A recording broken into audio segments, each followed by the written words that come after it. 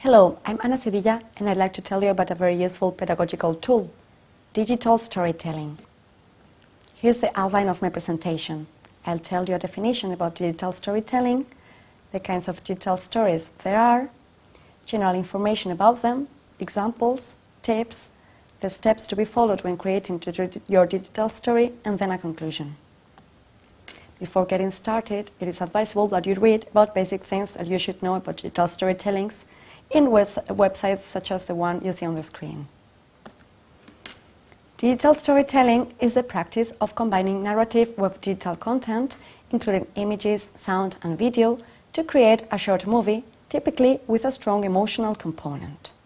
There are sophisticated digital stories, which are interactive movies that include highly produced audio and visual effects, but there are also basic digital stories, for example, a set of slides with corresponding narration or music.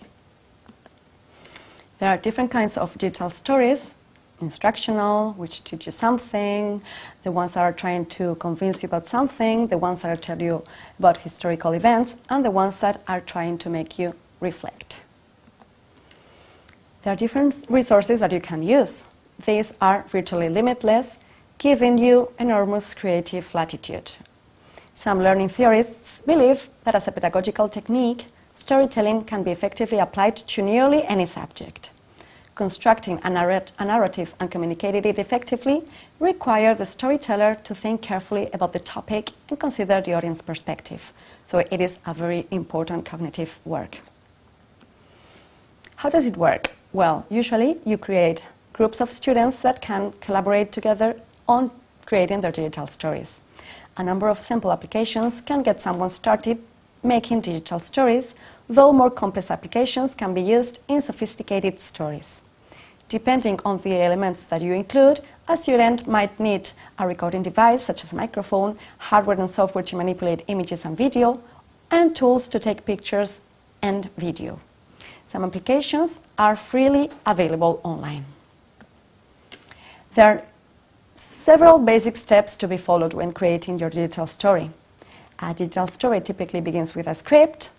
Then the storyteller has to assemble rich media to support the ideas and emotions, including music or other audio effects, personal or public domain images, animations or video, and other electronic elements. The storyteller pieces together and edits the digital story, creating a short movie, usually about 2 to 4 minutes long or even longer, in one of various file formats. It is significant because people tell stories to teach different things, and the oral tradition of knowledge transfer and exchange has served as the basis for education since humans began teaching one another. And digital stories build on this model by incorporating rich dynamic media. So we're taking the oral tradition from the past and giving it a present-day format with the media we use. The process of creating a digital story forces storytellers to choose a topic that can be conveyed to a particular audience with different elements in a dynamic process that gives them the opportunity to reflect on life and to find deep connections with the subject matter. Digital stories let the students express themselves with their own words and also with their own voices. So here's the concept of owning, and it is also important to focus on self-identity, self-representation, and the concept of empowerment.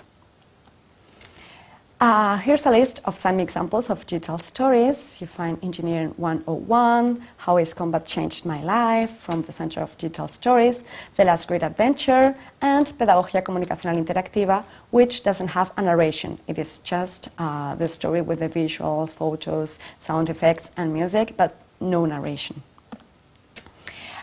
If you start a project on digital storytelling, it might be useful to complete several surveys. One pre-survey before starting, and then a final survey to get to know what the students thought about the experience.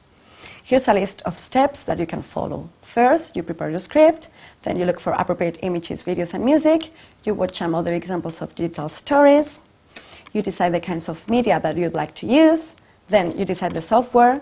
Next, you learn about important things to bear in mind when creating a digital story, and you can also read some tips for telling your story digitally, You can find them on the internet.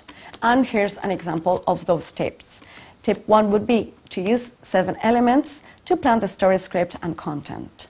The first element is a point of view, which is very important because it will help you to decide your story's message and why it is important to tell that story and who the audience will be. The second element is a dramatic question that is posed by the narrator at the beginning of the story to create tension and draw in the audience. The next element is emotional content, and it is important because it can be helpful creating a story with emotional content such as incidences of loss, redemption, crisis, or change. They are key to keeping your audience engaged and interested.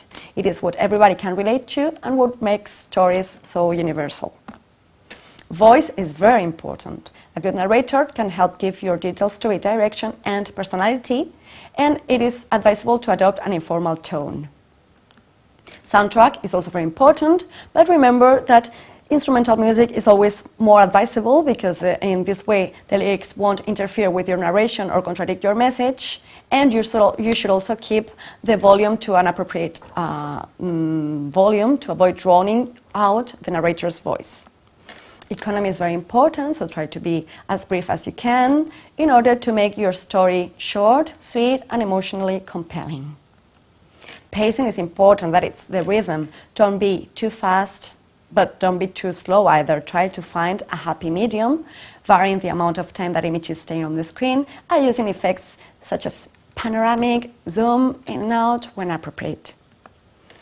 The second tip is to build the story's visuals around the script and voiceover, and not the other way around. Remember that the script is the basis of your story. The third tip is to focus on still images instead of video clips, but it will depend on your degree of technological skills. If you're new to technology, it's always more advisable to focus on still images. You should also respect copyright laws.